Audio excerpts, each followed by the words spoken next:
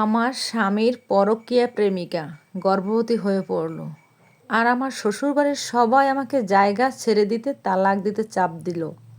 আমি শুধু হাসলাম, আর তারপর যা বললাম তা শুনে ঘরে থাকা 6 জন মানুষই ফ্যাকাশে হয়ে গেল, ক্ষমা চাইতে লাগলো।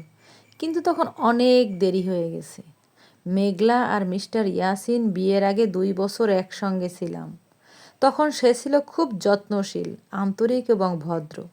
আমি সত্যিই বিশ্বাস করতাম আমি পৃথিবীর সবচেয়ে ভাগ্যবতী নারী।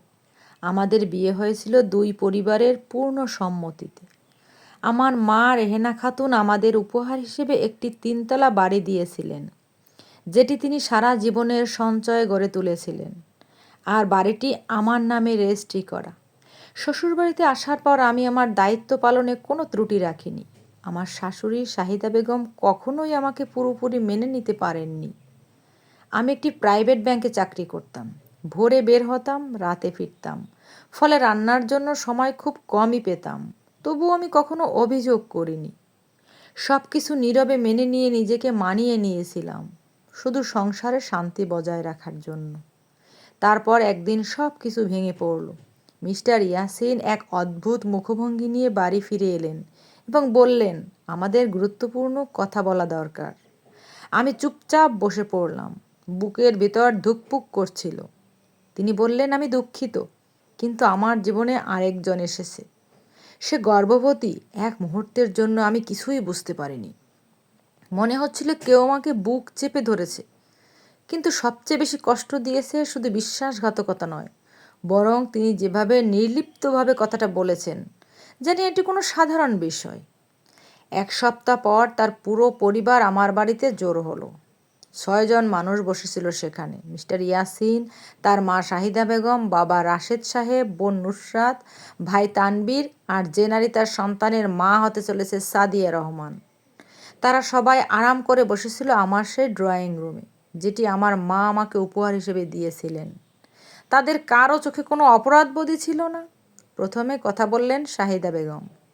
মা, যা হয়েছে তা তো হয়ে গেছে। এখন বাস্তবতা মেনে নিতে হবে। একজন নারীর আরেকজন নারীর জন্য সমস্যা সৃষ্টি করা উচিত নয়। সে গর্ভবতী, তার একটা সম্মানজনক জায়গা প্রাপ্য। আর তুমি সরে দাঁড়াও, যাতে সব কিছু শান্তভাবে মিটে যায়। আমি তার দিকে তাকিয়ে রইলাম। একবারও তিনি জানতে চাইলেন না আমি কেমন আছি। আমার কষ্ট যেন কারও বিষয় নয়।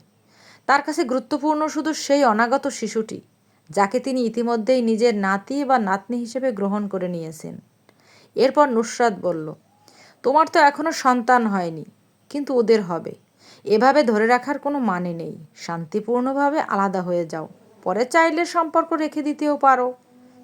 আমি কিছুই বললাম না। আমার দৃষ্টি গিয়ে পড়ল সাদিয়া রহমানের দিকে। সাজানো গোছানো, আত্মবিশ্বাসী, তার হাত পেটের উপর রাখা, যেন কোনো অপরাধবোধই নেই।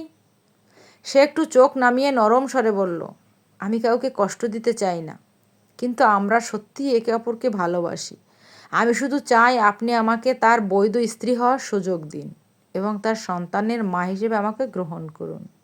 সেই মুহূর্তে আমি হাসলাম, তিক্তভাবে নয়, কষ্টে ভেঙে পড়ে নয়, বরং একেবারে শান্তভাবে।